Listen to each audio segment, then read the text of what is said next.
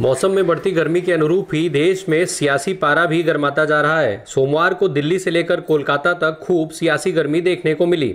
विपक्ष के हंगामे की वजह से राज्यसभा को कुछ देर के लिए स्थगित करना पड़ा, तो दिल्ली विधानसभा में बीजेपी और आम आदमी पार्टी के विधायक आपस में भिड़ गए। यही हाल कोलकाता में भी दिखा। यहां बंगाल विधानसभा में टीएमसी और बीजेपी विधायकों के बीच जमकर बवाल हुआ। वहीं उत्तर प्रदेश में आज नवनिर्वाचित विधायकों का शपथ ग्रहण हुआ।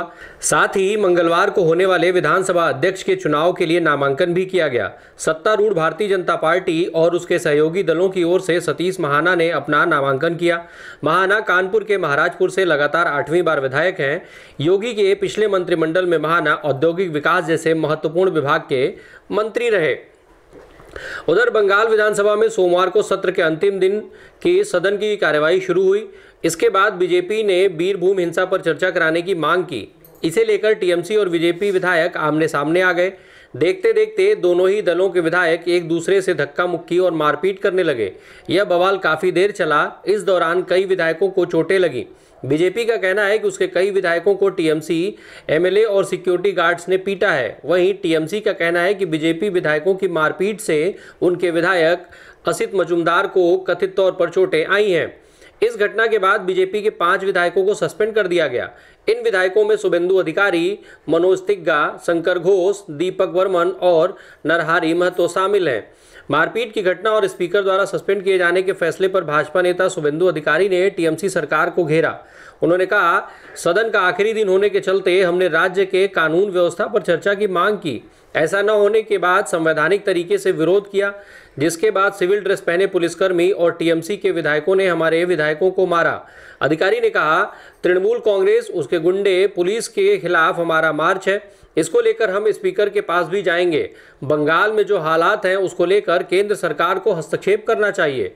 उन्होंने कहा, विधायक सदन के भीतर भी सुरक्षित नहीं है। तृणमूल के विधायकों ने सचेतक मनोज तिग्गा सहित हमारे कम से कम 8-10 विधायकों के साथ मारपीट की, क्योंकि हम कानून व्यवस्था के मुद्दे पर मुख्यमंत्री ममता बनर्जी के बयान की मांग कर रहे थे।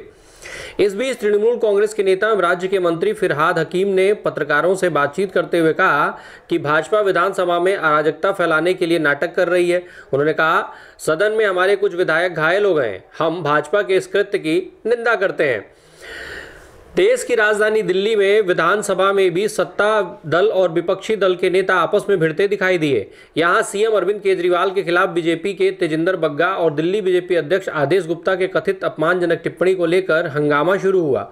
आप विधायक नरेश बालियान और मोहिंद्र गोयल ने आदेश गुप्ता के खिलाफ कार्रवाई की मांग की। इसे लेकर भाजपा के विधायक अनिल वाजपेयी, जितेंद्र महाजन और अजय महावर हंगामा करने लगे। इनकी और आप विधायकों में झड़प की नौबत आ गई। बाद में विधानसभा अध्यक्ष ने तीनों को एक दिन के लिए निलंबित कर दिया। हालांकि कुछ देर बाद ही इनका निलंबन वापस भी ले लिया गया। दिल्ली विधानसभा में जारी हंगामे के बीच डिप्टी सीएम मनीष सिसोदिया ने मुख्यमंत्री अरविंद केजरीवाल के बयान का बचाव किया। मुख्यमंत्री अरविंद केजरीवाल के कश्मीरी पंडितों पर बयान के बाद हो रही उनकी आलोचना को लेकर डिप्टी सीएम और आम आदमी पार्टी के नेता मनीष सिसोदिया ने विपक्षी भाजपा पर करारा हमला किया। उन्होंने कहा कि भाजपा कश्मीरी पंडितों के लिए नहीं, द कश्मीर फाइल्स के लिए चिंतित है। सिसोदिया ने कहा, सीएम केजरीवाल ने कश्मीरी पंडितों के लिए बहुत कुछ किया है। दस्तावेजों की कमी के बावजूद 223 शिक्षकों को स्थायी किया, पेंशन व्यवस्थित की। दिल्ली में कश्मीरी पंडितों को प्रति व्यक्ति 3,000 रुपये सुनिश्चित किए गए। उन्होंने आगे कहा, देश भर के कश्मीरी पंडित वापस कश्मीर जाने का अवसर चाहते हैं। भाजपा पिछले 8 साल से सत्ता में है। उन्होंने कश्मीरी पंडितों के लिए क्या किया, ये बताएं। हंगामा केवल राज्यों के विधानसभा सदनों में ही नहीं हुआ, बल्कि राज्यसभा में भी माहौल गर्म रहा। राज्यसभा में भी आज विपक्षी दलों ने काफी हंगामा किया। बढ़ती महंगाई और सरकारी कंपनियों के निजीकरण के विरोध में 2 दिवसीय भारत बंद पर चर्चा की मांग को लेकर विपक्षी दलों के नेताओं ने हंगामा किया। इस हंगामे की वजह से राज्यसभा की कार्यवाही को भी सुबह 11:30 बजे आधे घंटे के लिए स्थगित करना पड़ा।